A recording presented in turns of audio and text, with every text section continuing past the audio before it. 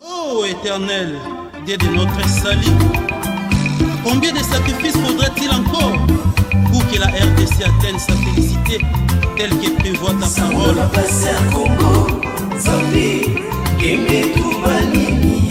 Dans Isaïe 18,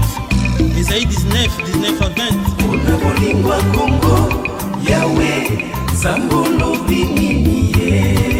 Sophonie 3, 9 à 10.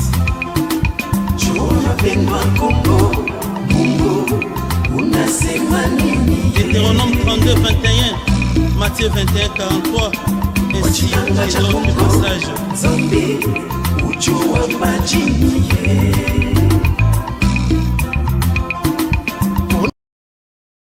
Merci beaucoup, chers frères et sœurs qui nous suivez en ce moment précis. Pour la seconde fois, vous nous faites confiance au travers de cette montagne où nous sommes venus uniquement pour vous faire parvenir les messages qui concourra au bonheur de notre pays qui est la RDC, au bonheur du Congo, au bonheur de l'Afrique et du reste du monde. Vraiment que la paix et la grâce du Seigneur qui nous a mandatés avec une mission vraiment spéciale pour venir parler à son peuple, à son temps marqué au travers de l'émission que nous avons intitulée « Temps de Dieu pour la RDC ». Une émission qui se repose sur la destinée prophétique de notre pays. Parce que notre pays a une destinée prophétique. Pourquoi? Parce qu'il y a de ces prophètes-là qui étaient dans les premiers pays que Dieu avait choisis, que nous appelons Israël, qui avaient parlé de notre pays pour nous faire voir que nous avons un destin. Et ces destins-là devaient absolument s'accomplir. Mais nous-mêmes, qui sommes concernés par ces destins, nous ne connaissons pas. Raison pour laquelle Osée 4:6 nous dira « Mon peuple est détruit parce qu'il lui manque la connaissance ».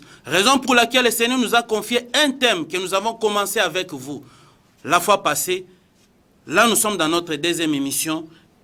qui est dans Psaume 77, verset 11. « J'ai dit,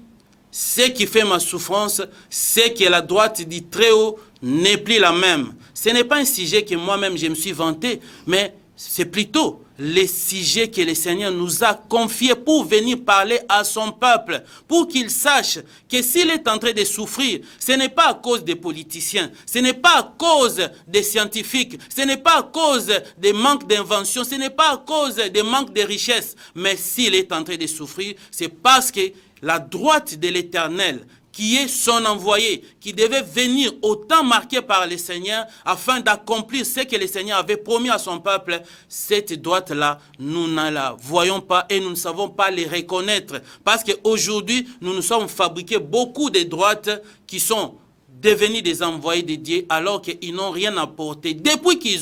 sont à Paris, je vous assure, bien aimés dans le Seigneur, le peuple ne fait que gémir, le peuple ne fait que soupirer et le peuple est toujours dans la souffrance et le pays n'arrive pas à décoller. S'il fallait qu'on puisse interroger les gens en ce moment précis, ce sont ceux-là qui se disent être des prophètes et des nations, ce sont ceux-là qui se disent être les fils de l'homme qui devaient nous donner la réponse à cette question qui concerne la souffrance de notre pays. Mais malheureusement, nous n'avons pas de réponse. Raison pour laquelle nous venons vous dire que ce ne sont pas des droites de l'Éternel. Parce que la droite de l'Éternel, c'est seulement un seul envoyé qui vient avec la formule qu'il faut, qui va amener le peuple à connaître les parcours qu'il doit suivre pour atteindre sa maturité spirituelle qui va l'amener au bonheur. Vraiment merci. Dans l'émission Temps dédié pour la RDC, nous sommes au Congo et les messages concernent principalement les Congolais. C'est comme ça que nous serons bilingues. Il serait mieux que nous puissions exploiter ces messages en français et en lingala, mais principalement en lingala. Je sais que vous êtes nombreux partout où vous nous suivez et que vous nous avez fait confiance parce que vous nous avez déjà écouté, que nous ne sommes pas venus pour nous-mêmes, pour notre propre compte, sans gain sordide, mais nous sommes venus pour vous apporter la vérité qui va affranchir ces pays. Vraiment, nous allons lire dans les livres d'Ecclésiaste chapitre 3, versets 1 jusqu'à 4. Voilà ce que déclare la Bible. Bible zolo babo inde konangai. Il y a un temps pour tout. Il y a un temps pour toutes choses sous les cieux. Un temps pour naître, un temps pour mourir. N'est-ce pas que to botamaka? N'est-ce pas que to kufaka? c'est toyebi que tant ezalaka ya likambo tel pe tant mususu eza ya likambo tel nde Salomon lobaki tout est éphémère. Et il y a un temps pour planter et un temps pour arracher ce qui a été planté. Ezana tamoko oyo balonaka. Ezana tamususu bayaka ko pikola oyo balonaki. Mais qu'est-ce qui a été planté pour que nous, dans notre pays, nous puissions nous rendre compte de ce qui a été planté par Dieu pour nous. Donc, Nzamba lona nini kati na biso, oyo senge na biso to yeba, pour que plante sango nzambe to sa nini, to buka yango. Esaïe, azopesa biso réponse dans Mukanda Esaïe 55, verset 10 à 11, et le Biboui. Comme la pluie et la neige descendent des cieux, et il n'y retourne pas sans avoir arrosé, fécondé la terre, et fait germer les plantes. Ok, makambo ba plantaki. Fait germer les plantes. Donc, sans avoir donné de la semence aux semeurs et du pain à celui qui mange. Ainsi en est-il de ma parole. Donc, maloba nzambe yango de plantes nzambe. So nzamba bimisi maloba na ye, eza lokola loni. Nzamba lobaki na Israël, oto mona kakuna na Proche-Orient, pe makambango esala nini, ekokisama po nzamba tikala jamais kokosa. Ayebisaki Abraham alobi ke ta postérité akokene na bombu pendant 400 ans, mais après avoir totalisé ces 400 ans, moi-même le Seigneur, je viendrai avec ma droite puissante pour koya ko kangola bango pe ko juger libota o bako kanga bango na kata bombu. Nzamba kokisaki yango. Babi, ainsi en est-il de ma parole. Qui sort de ma bouche et ne retourne point à moi sans effet.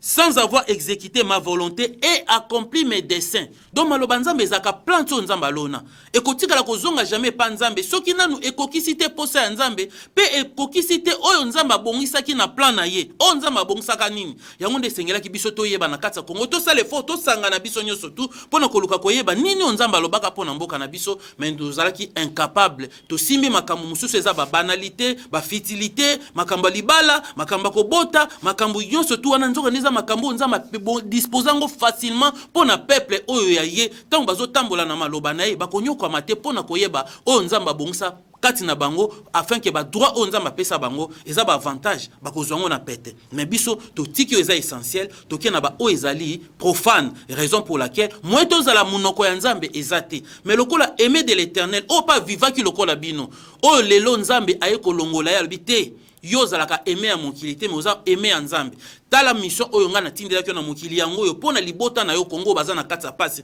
kendo ko yebisa bango ke pasi na bango ekosila te soki ba reconnaître te droite ya éternel ndenge Esaïe 53 lobaka qui a connu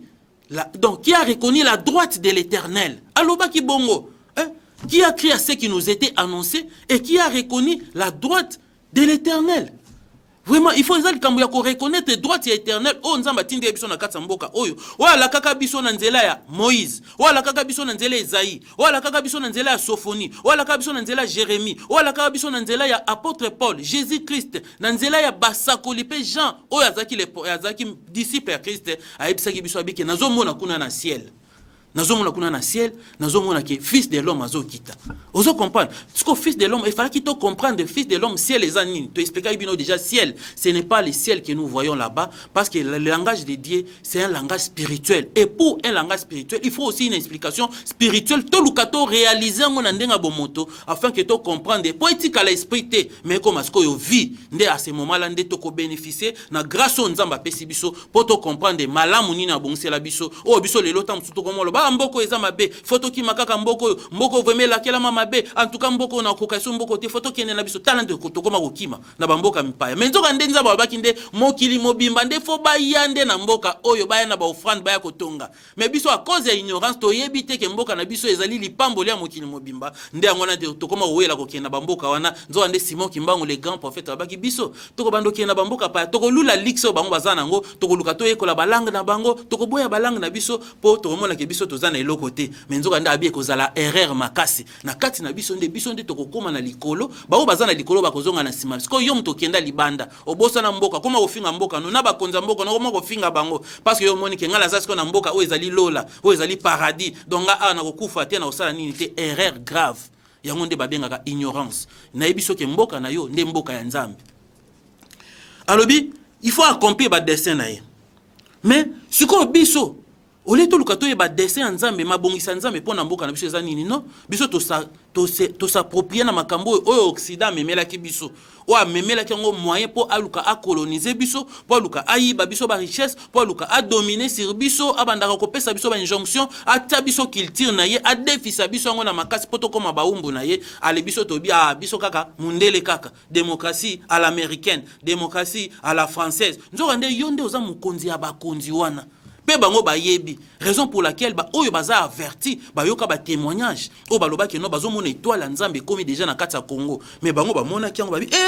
bato wana ba komi déjà na temps na bango pour ba régner na mokili alors tika to déstabiliser bango to luka to tindela bango ba voisin na bango wana to salela bango ba luka ba mater bango ba benga na bango ba s'infiltrer na kati ya ba armée na bango to ba fragiliser bango ba boma bango pour que bango to ba okota to za na facilité ya ko zwamboka wana pour que mboka ngo ekoma na mboka na biso bo biso to continuer ka régner na mokili mais yo olo ye bango mais oyebi yango te nzokande nzamba babaki na Ésaïe 46 10 abaki j'annonce dès le commencement ce qui doit arriver et longtemps d'avance ce qui n'est pas encore accompli donc nzamba lobaki déjà kala makambo ekosala na kati ya mboko mais ayebaki te ayebaki libotango baozana bango bazoba na momo makambo ngo tango ekoninga ekokisama baozana bango capable eta ko comprendre yango na lelo tozo continuer ko souffrir malgré nzamba lobela biso na nzela Simon Kimbangu malgré ba prophète bazo uta libanda par-ci par-là bazo nzamba nga sala makambo na mboka na bino nzamba abi angi akoisa baonyo to batungisa bino babi nzamba abi keno bo continuer nge kitana mboka na bino ye moko skwal ngazwa règne ya mboka na bino mais biso toyoki kaka awa ebimi awa en même temps tozolela pasi tozolela ni non nzambe so oza na kati ya pasi tango ayaka na liloba na ye tango yoki liloba na ye ondimi yango ekangoli yo na kati ya pasi pe ebimi so na libulu oyo kangamaki ya boumbu afin que siko otambola na nzambe wana omona gloire na ye pe otatola monene na nzambe soki te obanda ofika kaka nzambe Colossiens pe apopara ki biso na D 16 à 17 totangela bino bi moment nini soto ekomamaka na Israël wana oh loi ne mange pas ne touche pas oh loi de sabbat babi nyo soto wana ezalaki ombre ya makambo oyo ekoya c'est-à-dire que abike corps ya makambo wana ekozande na kati ya Christ mais de quel Christ il avait parlé c'était question de savoir donc nous venons maintenant de monter les lots na montagne au babengi Horeb pour na toya ko yebisa bino ki à part Jésus-Christ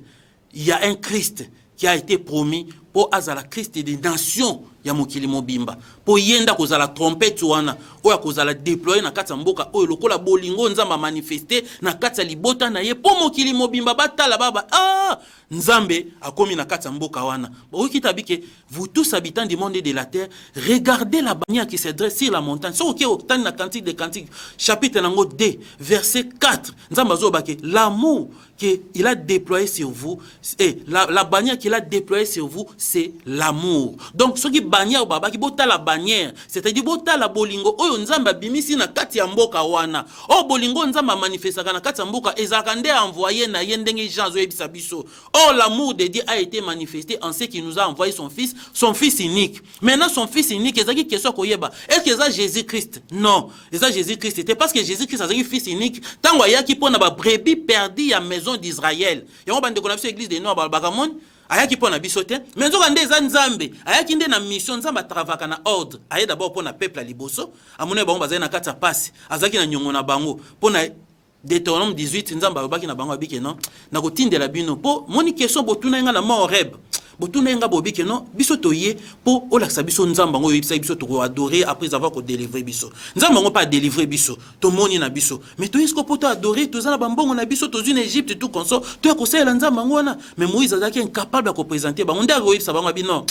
pona likambo wana botuna ngai na nzamba kotindela bino prophète lokola ngai mais prophète on atanga koya yenda komema bino na makambo nyonso to ya vérité pe bokomona nzambe na nzela na ye mais il faut boyoka ye na makambo nyonso to koyebisa bino mais bango bazaki incapable tango Jésus-Christ aye bayoki ete donc to kwa nzamba zena nyongo na bango ayaki nde pona bango po babungaki déjà nzela mobeko ya Moïse ebungisaki bango nzela bakoti na kati ya boumbu nzamba bite bako umya na boumbu boite ngamona kinde ko libérer bango mais bango babite biso to lingi la biso boumbu babwaki na bango nzambe yango na souffrance elakeli mabe elandaki bango mais nzokande et Seigneur ya biso skoto yeba tant balobi bongo pona nini azali ombre Corinthiens apôtre ya exception na Corinthiens 2 Corinthiens 3:18 alobi boy nous tous qui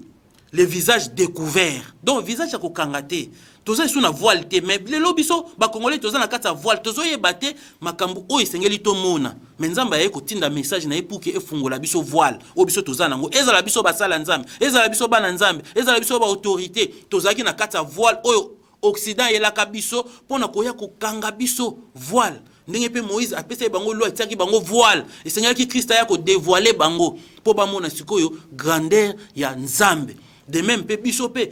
Moïse oya mi balo abotamaki na kata Rome omoni te bazwaki pe bena lolenge oyo Moïse ataki ba sacrificateur ba levite balataka bango pe balataka ngo eza pe mabete parce que nzamba autorisaki bango ngo ke bango bakobotola bokonza nzambe ekuna na Israël pe bakokende kopesa nde bazwi siko système wana batambolaka nango siko bayar batiela biso voile talaka ke ye moko Léopold D ndenge o bapesa ki ye mitindo aya awa na mukanda Isaïe 18D déjà Isaïe monaka Léopold D albi toi qui envoie des messagers dans des navires de jonques allez vite messager rapide ba missionnaire catholique na protestant bo kende mbangu kuna vers ce peuple fort et redoutable cette nation puissante et qui écrase tout et qui est puissante depuis qu'elle existe donc nzamba yebaki biso déjà que tozaki nation puissante nde to ba RDC eloko makasi eloko makasi tolo bakande réponse o eutake pa ya nzambe nde nzamba babi ba projet mutasalaka et dépendant na motema na ye mais la réponse qui est dans la bouche vient de l'Éternel donc nzambe tant tolo baka RDC eloko makasi tolo bakande to confirmaka réellement que nous sommes une nation puissante depuis que nous existons mais seulement au lieu de kota na cadre ya makamba puissance ngo na nzela ya malobo nzamba pesa biso po tozwa connaissance wana véritable non biso to bulungani na biso évangile selon Rome évangile selon Allemagne évangile selon France évangile selon États-Unis mais nzoka nde bango nde senyaki bayoka nde biso parce que ezalaki ordre nzamba pesaki mais biso moko bakolo makambango toyebite o babike esenyaki to longola voile po to mona na miroir na biso nde wana Israël elo azo souffrir boyebite ke babaki na tanga souffrance il faut bazela moto akoya na kombo ya Seigneur po ya kolongola bango pesa bango kimia mais bango wana bazo bundana yo oyo zali nation Israël de Dieu ozoye bateke ozaka Israël de Dieu ti lelo ozotungisa makaka ko panzana ko kabwana mais okozwa makasi ndenge nini ya kotala miroir wana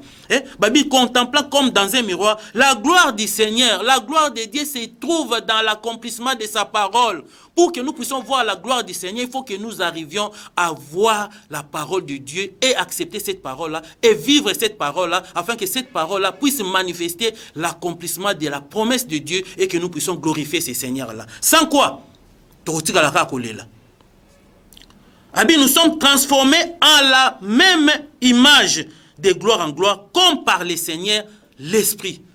par le Seigneur l'Esprit. Or, les seigneurs, nous avons raconté qu'il y avait David qui avait vu ces seigneurs-là qui est tenté de dire à mon Seigneur, assieds-toi à ma droite pour que j'efface de tes ennemis ton marchepied. N'oublie pas que ba ennemi oyo ya Jésus-Christ tango yaki comme Christ ya liboso o yaki pona Israël. Ye wana nde Seigneur wana oyo bango babwakaki nde balingaki ta régner sur bango ndenge parabole zo bana biso babaki biso to boyi na biso a régner sur biso makila na ekutu ekoya na biso na bana ya babana na biso parce que toza na posa na été siko nzambe ona tanga zozonga ne na vengeance o bakondima esa po bakondima été donc ko venger parce que nzambe tango yaki ko visiter bino pona bolamu boboyi ko yamba ye donc tanga zozonga zo yande siko pona ko venger pa la sabino ke azanza mais mako yamba la mo kuna te il faut kita na mboka o ezali ya ye o babengi au-delà des fleuves de l'Éthiopie dans un pays entrecoupé par des fleuves. Nde totangela ki bino deux montagnes iska tosokeki la fois passée deux montagnes o tolobaki ya Galates 4 19 à 29 faut to comprendre que tozana de Israël alors que image wana oyo Abraham azana deux femmes pe aboti deux fils mwana liboso aboti na femme o babengi kombo Agar o na ki arabi ngi kolaksa Sinaï c'est-à-dire Sinaï to yebisa bino ke ezali ngomba oyo Moïse asalelaki pona asanini apesa azwa mobeko apesa peuple wa liboso nzamba ponaki po batambwisa mana maloba ya nzambe parce que bazali peuple moko rebelle mais balobi boy babi ces choses sont allégoriques donc ezaki elembo kaka ndenge monaka Abraham abotaki na basimi bale ezaki elembo abi ces choses sont allégoriques car ces femmes sont des alliances baza des alliances au nzamba salina batu. Parce que femmes, tu sais que femmes, ce sont des nations. Selon Apocalypse 17, cette femme-là, ce sont des nations. C'est une nation. Donc, azan nation. Donc, tu sais que femme, on a zali, moi si oyo, azana bokondi. Donc, bokondi yanzambi, bazaki mi balé. Onzamba nga talisa biso na vie ya Abraham comme étant ami na epo ami ya mutu azalaka mutu wana amigo ami alakasa amigo un autre moi donc ngai mususu donc nzambe tanga bengaki Abraham ami na ye donc c'est-à-dire nzambe alingaki bomona na nzela Abraham image ya nzambe ndenga koyi kosala na batu na ndenge ya kobotisa mbuma ya bokonzi na ye abandaki liboso na Israël wana apesa ngo image ya Agar abiki tala ndenge za na servitude ne tozomona kuna zobunda na pona kobima na kati ya boumbu donc aza na kati ya boumbu parce que yandima kaka loi ya Moïse epanda na ye donc nzambe na Luc 16:16 alobaki omoni loi na ya Moïse na ba prophète bayaki kosuka ne na Jean. Donc après kaka j'attends à annoncer bino à présenter bino voici l'agneau de Dieu qui ôte les péchés du monde d'office maman makambo wana ya loi esilaki donc sengelaki siko bokonza nzambe ba o baza ba violent basani ba s'en emparer donc bazwango na makasi. Oh lelo likambo violence c'est ça likambo te tozo kendo ba na ba église yamba Yesu na yambi Yesu na motema mobimba na te wana te yango eza violence wana eza simplicité violence ba bi violence donc okutani pena na makambo o ezali contraire na oyo bazondimisa oto ba oyo yeba obi ya solo nzambe yeyo tika na kota na kati donc obudi penza batu ba yinio batu ba fingi yo nde ba finga ka ba Pierre nde ba finga ba Jacques asundoli mwasi asali boye ba fingi bango mais bango ba yebaki soki tosali boye te moye tozwa maloba ya bomoi epai ya nzambe eza te de la même manière pe bokonza nzambe ntango ebandi na Jésus-Christ nda bandi kote yango na baparabole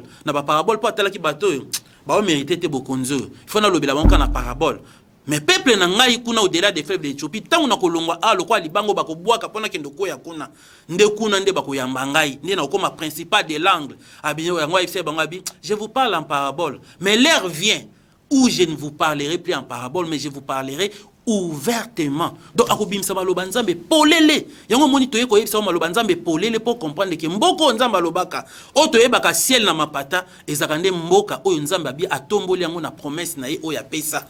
Nzokande mboka ngo ezakande RDC nde yango. Tango tangaka ciel na nouvelle alliance ciel. Yeba que ciel c'est une nation élevée par la promesse de Dieu et moi j'ai été confirme. Et j'ai même ma main en coupé que ce ciel-là, c'est notre pays, le Congo. Est-ce qu'on Nzambe, aza te trône na ye, na tango ya suka, pour que batunyo surtout, au bazan na posa Nzambe, ba mona yende ao. Et non, biso toki na oluka Nzambe na ba États-Unis, toki oluka Nzambe ba papa na biso bazan na ba France. Non, là-bas, bazan na bango ka batu oyo, Nzambe donc, yeza lokola, ba intérimaire, Nzambe aleka ki ka na nzela na bango, mais ba ki atterrissage na eza awa. Aleka kuna pona nini? Parce que Daniel tanga monaka, statut wana 5 temps amona ke bokonzi ezolongwa pa na bango amoni statut oyo 5 temps tête ya or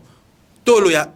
argent nini ya airain makolo ya fer makolo pe misapi kuna sangani fer na argile donc il a inga ko laksa 5 temps oyo nzamba baki bokonzi ndambe ndezo longwa kuna na Israël e ko leka na 5 temps na grande Babylone to bengi Rome et quitter ko suka na royaume suko e ko zala alliance e ko sangsa batu o to komona siko tant to komona comme fragile to ebaki libanga o to tangela bino na Pierre o Pierre alobi ke no libango esengela ki batonga biso to bwaka ki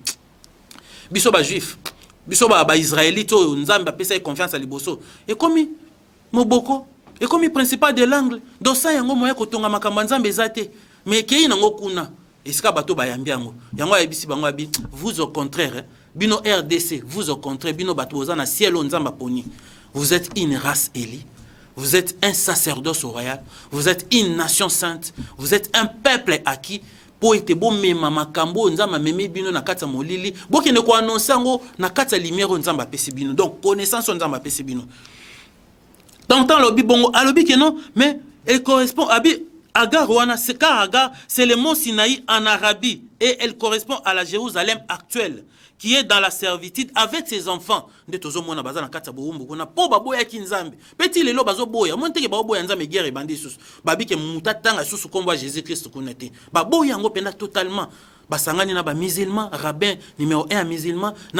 na papa na biso ya catholique basangani na ye moko rabbin juif bango 3 na baki kotonga siko ba temple kuna na Abu Dhabi balobi ke non biso tozande to sangana ne na Abraham tasangisa biso mais Jésus ko kotsa biso trouble alors to kotanga su kombo na te lo ebimi na parlement oya kotanga su kombo Jésus Christ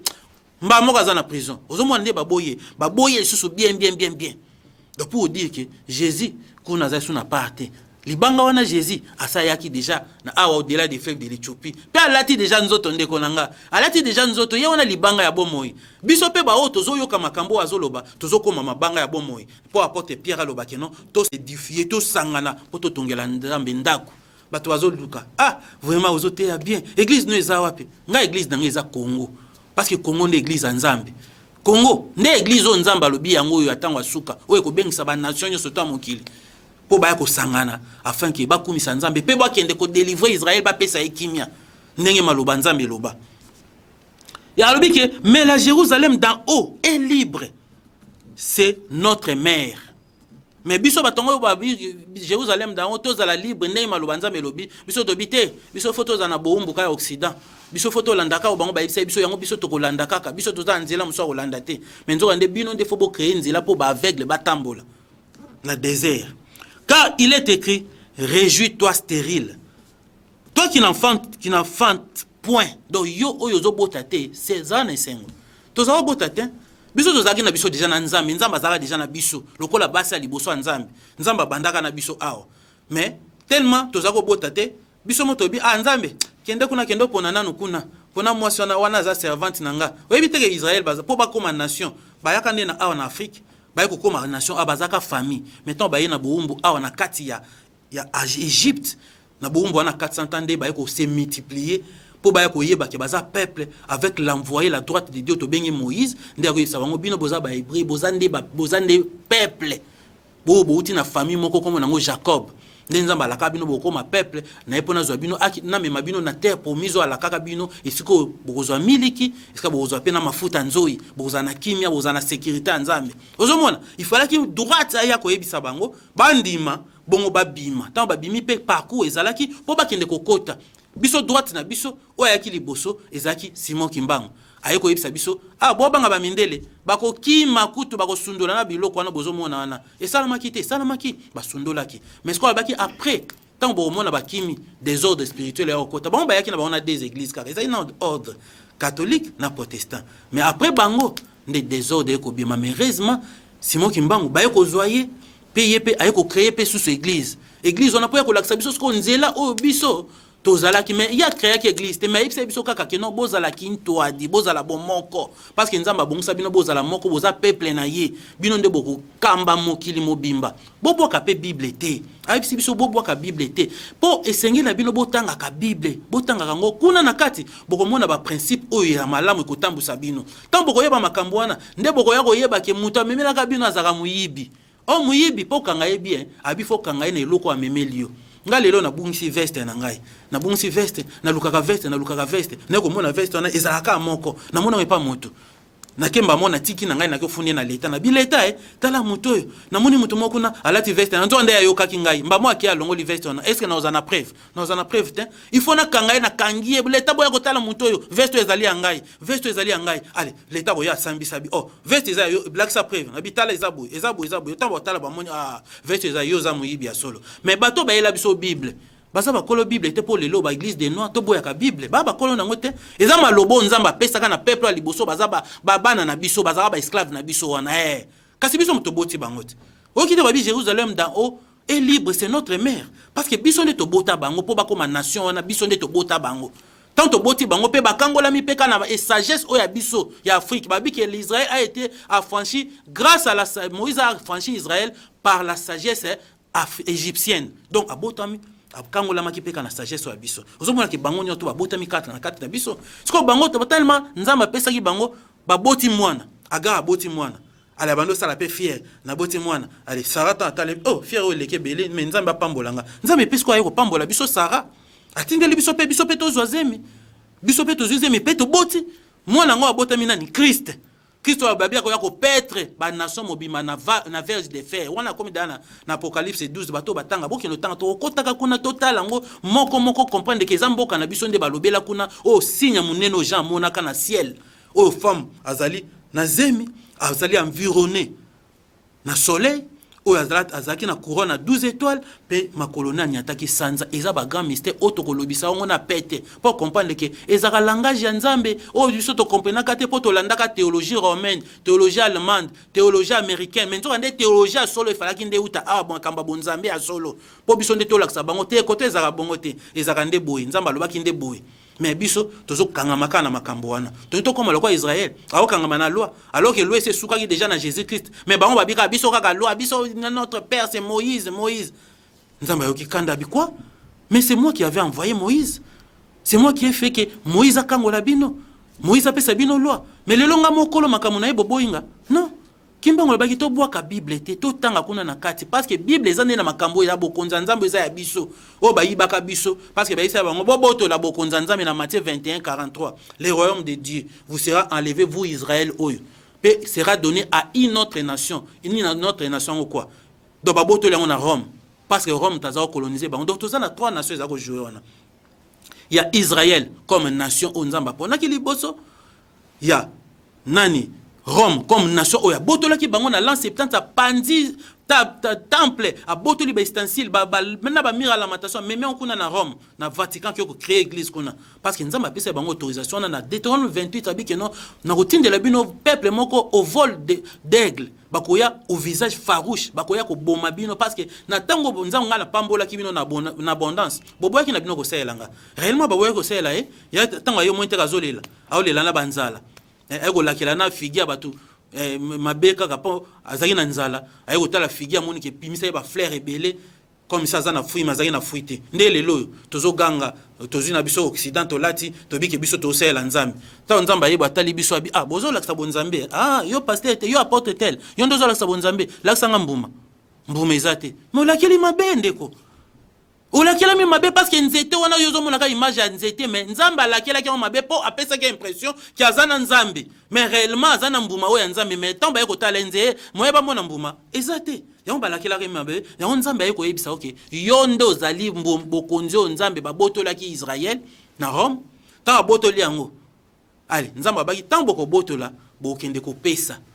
Parce que bango bazwa ki yango ba gérant nanu ba gérant na Occident, France azui, Angleterre azui, États-Unis azui pour moni bokonzi ba céda facilement terre. Mais tant que comme na l'an 80 le quoi la Paul alobela ki makambo ya Kristo akobota makuna nenga lobaki na mukanda ya Colossiens. Abi alobiki abi non nazo sale fort nyo surtout que na kati na bino Christ abota ma don esprit na bino boyeba ke Christ mususu akoya kuna na kati ba nation yenda koya pona ko petre ba nation yenda koya pona ko accomplir makambo nyo surtout nzamba lobaki oye ko pesa kimia na Israël pe ko pesa sengo na mokili mobimba na nzela ya bonzambe mais biso toyoki ete tokipe kakate mais autant bazolo ba biso Jérusalem d'en haut babi azam notre mère il est libre. O sepela yo mtoza ko bota te mais nzambe siko lobiki loko za bota te siko nzamba yepo bota pe nzamba sani abotisi yo atilelo envoyer ngona o simo kimbango abengaka longi o apôtre Paul abengaka Christ o Jérémie lobaki nous avons entendu de l'Éternel une nouvelle c'est que un messager a été envoyé parmi les nations. Donc parmi les nations na Israël te parmi les nations nzamba kenda ko pona libota moko atide biso messager akoya ko pesa biso kimia Ezaya bengi trompette o sengeli batunyo surtout mokema baba yoka. Mais est-ce que yom toza na kati wana trompette ngo bandi ko beta. C'est trompette ezo beta. E banda non na pembe na batu ba yokati. Yango biso te ko beta trompette wana to matina ngomba ya Horeb. Est-ce que nzamba pesa ka maloba na batu ba yoka. Est-ce que nzamba pesa ka mitindo pour que batu ba yoka maloba na ye no kite nzamba ko silika po détruire bango. Nde biso to ye ngai nazo me makombo ya mwanza Kongolo. Arc-en-ciel ngola ksanini. Eloko oyi kitisa kanda ya nzambe. Donc na tango ta nzamba azomona ke maloba ne bozo profana ngoka azoloba mais bozo continuer toujours na même système ya kokosaka peuple nzambe nzamba bibo kimbomi kitisa po nzambe atombola bino bo s'aligner tout autour ya trompette nzamba tindi parce que alobaki j'enverrai les anges avec une trompette retentissante afin de rassembler les élites dispersés dans le monde entier. Ce que trompette ngwaye biso ba ange biso etoye côté ayo po yoka to matina ngomba orebeza ngomba mulaye Horeb babi ezaka ngomba ya mulai o esiko nzamba saka alliance na Israël pona koyebisa bango ke soki botambolité boyeba na maloba na ngai na ko détruire bino lelo penga la mati lokola anjo ya nzamba matisi na Horeb pona koyebisa bino ke no tangu ya nzambe pona mboka na biso ekoki nzambe bazelisaka ete ndeko nanga nzambe soka ye amoni ja souffrance na biso to gangi na ba prière to leli to sali ba jeune nzamba abike ba cri na biso ayokaki yango yango na nde atindeli biso envoyé na comme droite na ye. Donc ba droite biso to yebaki eza ba droite te na yo cher pasteur yebaki ozaka droite te. Luko ozala kutu ange ou accompagner droite ndeko ozala malamu. Nzamba ko pambola yo ba obotolo bandimité to yepe pona bandimité parce que bandimi bazala mutu te. Mboka oza mboka ya nzambe peuple mboka eza ya nzambe. Donc nzambe so azana besoin peuple na yo pasteur foloba iyo mukonzi na la volonté na yo mais so telemeli nzambe boyebi ba o ba telemelaka nzambe ndenge komaka na so babi yo sepela parce que yo muto zaki na bana te ko bota te bana na ba kozale belé koleka oyo abota ki liboso Israël na bota ki biso to ko bota bana belé po ya biso ozala mokili momba Israël kuta zaki égoïste azoki nzambe komisi ya ye moko bino tu ba païen nzambe za ya bino te nzambe za ya biso mais biso toza pona mokili mobimba omoni ke to bote belé nzambe bi to ko bote belé na Hébreu 12 aye ko confirmer ngo po mona abi ke biso toza montagne wana ya nzambe montagne yango nini Sion Hébreu 12 18 à 22 aye ko confirmer aye ko lobake non bolanda te ngomba na bango bazawo mataka wana kala wana izaki soko matibo ena banyama bazokufa boko mobanga boko ba Moïse pardon nzambe wana te biso lingi nzambe wana te yo mo yo kaka yo bisaka biso mais abi vous au contraire même Moïse mo babi azawo trembler na 21 babi et ce spectacle était si terrible que Moïse dit je suis épouvanté et tout tremblant nakomi nanga moko banga nanga mutu nzamba tinda bia koti na kati na ko mobanga po ngomba oyo po yo moko invoquer nzambe oyo za nzamba tinda kyote yo nzamba sali yo nzambe olebisa bango kage no nzambe bo luka bo adore nga yeyo nzambe comme senga nzambe mais yo bango bi peuple rebelle ba sona bisa nga za nzambe bako bamba pe mabanga yo to yeba ko za metondimi na biso kango libiso comme nzambe depuis quand parce que nzamba za ko yaka tant za yaka to monete mais oh nzambe apesa ki déjà pouvoir wana. Mais vous, na 22, Hébreu 12, 22, mais vous, bangote, mais vous, biso peuple yanzambe, mais vous vous êtes approchés de la montagne de Sion, de la cité du Dieu vivant, de Jérusalem céleste, les myriades qui forment les cœurs des anges. N'est-ce pas, Babenga qui biso na Sophonie 3 disent qu'au-delà des fleuves de l'Éthiopie, mes adorateurs, mes dispersés m'apporteront des offrandes. Bisonde to former cœur ya ba ange, ba serviteur nzambe, ba ange bazara ba ange ya mapapute, o ba ibisara bino ba ange na théologie na bazara ba to mapute. Ange c'est qui? Un ange, c'est un serviteur de Dieu. O nzamba tindi pona ba oyo ba sengeli ba hériter na bokonzo nzamba yeko kitana kata mboka na biso. Ngana za ange. Yo petango zondi m'évangile, okeko lobango na mutu mususu comme ange. Ndi ngwana ange aza muto nzamba tindaka po azwa bato ba Elia nzambe akotsa baona katsa bokonza nzambe. Tebisa bino Horeb, o biso to mati lelo, surtout se donner la peine ya ko dépenser temps, énergie,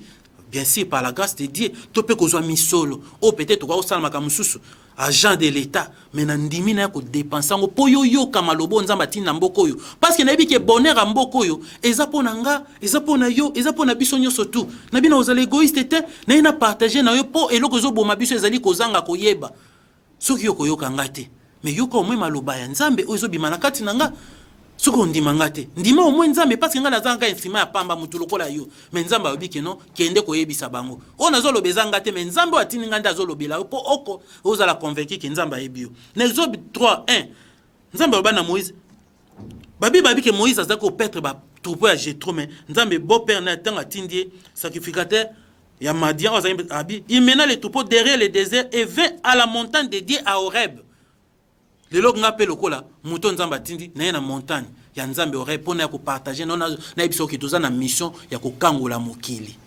Donc biso il faut tozo responsabilité na biso en main. Na 17:6 babi voici je me tiendrai devant toi sur les rochers d'Horeb. N'est-ce pas que toza awa na rocher Horeb parce que matadi c'est les rochers. Matadi to ka matadi ka to na français c'est les rochers parce que ça ensemble ba mabanga. Ce qu'on a kati ba mabanga wana to monisko yo nzamba atomboli montagne moko boy o ezali bongo média o mokili mombazo yo ka komo nango Horeb. N'est-ce pas merveilleux pour que les loyo ndenge zaka na Moïse na ko frapper les rochers babi frappe les rochers et il en sortira de l'eau et le peuple boira et Moïse fit ainsi aux yeux des anciens d'Israël. Les loto za ba israélites ya nzambe o nzamba bengi nzamba lubina ngai na ko beta libanga oyo na kati ya Horeb pour que tozwa mai pour ça mai toza nango lelo eza ya pompe te eza ya opir te eza ya canadien te mais ezali mai oyo ya bomoi oyo débat salamaka entre Jésus-Christ na femme samaritaine oyo to bazo sala débat nzamba biso ko yebaki muto azo senga o mai mais yondo nga o senga e mai pa nga peso mai oyo ekulaka yo ko sidisa o soif pe ko couler jusqu'à l'éternité. Oh, yo tozana eloko otoka mai te ndeno zolobaki wana tozana Jean 4 ba 20 kuno zokende ndeno opesa nga mai biso papa na biso melaki na mai yo leki abosana ke wana nde ye mtatindaka papa na ye mtachangeaka ye kombo moni kozanga koyeba ndenge mema bato ya ko méconnaître même ki nzambe ye wana za liboso na yo lelo nzambe za liboso na biso ngana kutani na bino na kobomba te yaka oyoka yaka opusa no mona nzambe wana o ayena makamba minene o abotami na haute naissance ndenge Jésus Christ abotamaki o azali envoyé à Jésus Christ o ayebisa biso na Matthieu 24 ke bako fo Christ bako ye belé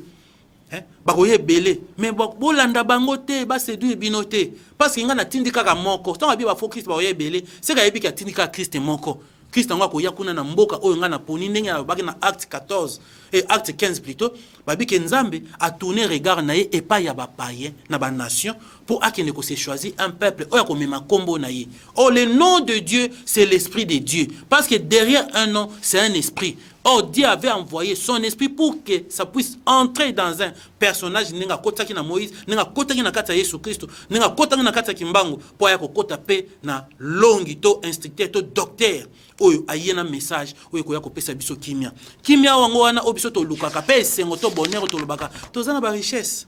Tozana bozwe belé, mais tozo lela banzala. Tozo nyokoma. Tous en soins de santé, ils ont approprié. Mais alors que tous en ont richesse, bateau bazo ko yiba biso, bon bazo kende osala biloko minene. Mais biso mo bakolo nango, tozo nyokwama. Ezo wa mutu yo zana biloko na kata cuisine, mais yo mo zo lela nzala. Mais mutu ayena ebona ye ko sala, ya lambi ali, yo bi nzala. Ah nzala. Mais ba biso babi oh, mais biloko na za ya yote. Roboto la yango. Tozo banga ye pona nini.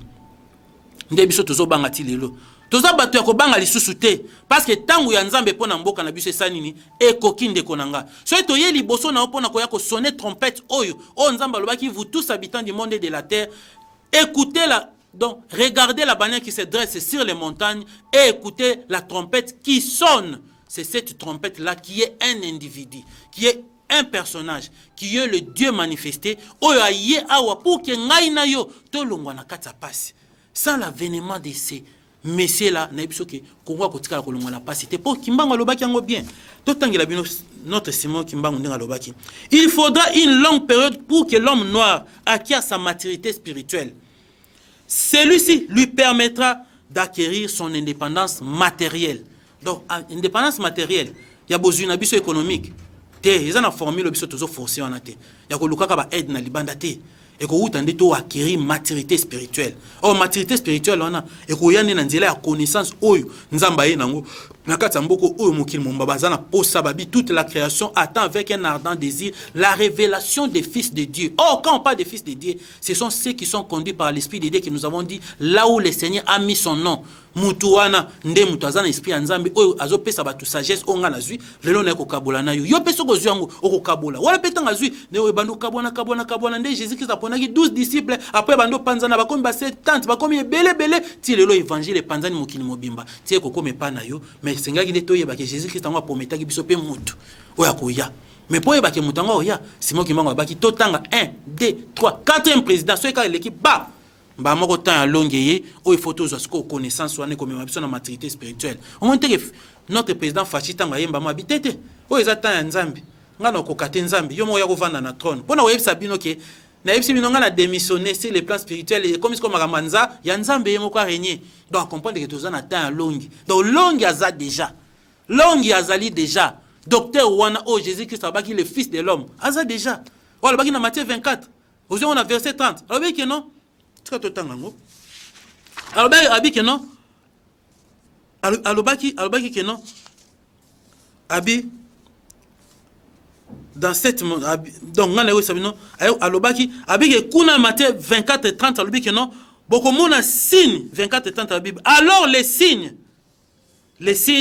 du fils de l'homme paraîtra dans les ciels. Toutes les tribus de la terre se lamenteront. Or, les tribus de la terre, notre terre, c'est Israël. Bako se lamenter parce que bango ba négligea qui est. Le fils de l'homme, on a Jésus-Christ, on a yako kota na kata mutu. Ako paraître dans les cieux, on relate nous autres, on a kati à ciel. Le ciel, c'est une nation élevée par la promesse de Dieu, qui est notre pays. C'est comme ça que le fils de l'homme est à Paris ici, pour na koyako kango la biso na kata mabe.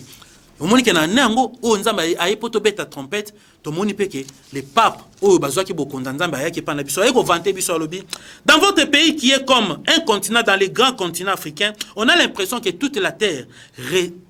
respire Or, Psaume 156, tout ce qui respire loue l'Éternel. Ce que le qui est na kati na biso mabele na biso nde ezo pesa maman impression que pour moi qu'il me respirer louer nzambe. Donc pour na mabele na biso pour nzamba tinda ka ko biso que non tango ekokinde na 2023 oya ko biso que chiffre cette année 2023 donc tant ekoki pour besoin destin na bino mais ndenge boyoka na 1980 pape Jean-Paul II baki na nyati makolo banzambe terre promise oyo esengeli jouer rôle ya premier plan na kati ya mokili mais malgré baza na kati ya pasi bakosala yango kaka bosimba destin na bino main loko toyoka kite pape François pa ko yebisa bino bino ayo biso abino courage frère et sœur relève-toi prends dans tes mains comme un diamant pur qui est tué ta dignité abi yo oleki kutu ba richesse za mboka na yo moko congolais yo ndoza vrai diamant ya nzambe oza richesse ya nzambe pona mokili mobimba aye beteli bino discours mais toyoki ka discours to beti maboko loko atanga yo na latin mais ba traduire yango déjà na français ye mutazoka bokonza nzambe aye ko pesa bino abike bozwa destin na bino mais bino nde boza espoir mokili mais yo lo yoka mungonga nzambe matoi na bakanga ba bouchon lokola koma na oka ko juger makambo to ndengo yo memela makambo nzambe oboyi na okoyoka même nzambe okomi lokola ba pharisien lokola bango ba memai makambo nzambe selon ndenge bango ba latela ki yango lokumu bazola ki yango pe ba intérêt baboya ki Jésus Christ po ba mona ki azali témoin gênant mais ngande ko na nga oza mboka nzambe na ko yebisa yo changer attitude na yo tango nzambe sekoki soko lingi nzambe ndenga bi azoko ya ko agir pona bato to ba profaner liloba na ye ayepo pa punir bango longwa na côté ya kobunga bezonga na nzela nzambe wana kopambola o na bino nyoso to bolandi biso numéro na biso eza na ba écran na bokoyi ko contacter biso toza na grande famille to bengi famille Congo et sa destinée prophétique escape tozo ko enseigner jour après jour makambo yo pour ete bato bakola bazo maturité spirituelle afin que tango roi divin azo se manifester toza la frapper parce que ba bien arriver ne ko za la meurtrière selon Simon Kimbangu kimia pengola nzambe za na mabota na bino petoza awa pona bino nzamba tindi biso munoko ya biso mais malobeza ya nzambe vraiment kimia ngolo pese mwa nzambe eza la partage na bino wana tokutani jeudi prochain à partir ya 22h nde bokolanda biso sous na 3e numéro mais rediffusion na biso bokozango sous dimanche à partir à 5h30 ou 6h pona kolanda émission tango ya nzambe pona mboka na biso avec les docteurs Aimé de l'Éternel Mwanza Congolo. Merci beaucoup. Oh Éternel, Dieu de notre salut, combien de sacrifices faudrait-il encore pour que la RDC atteigne sa félicité telle que prévoit ta parole?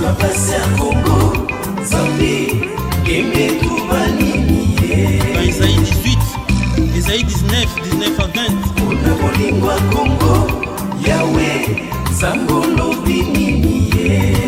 Sophonie 3, 9 à 10.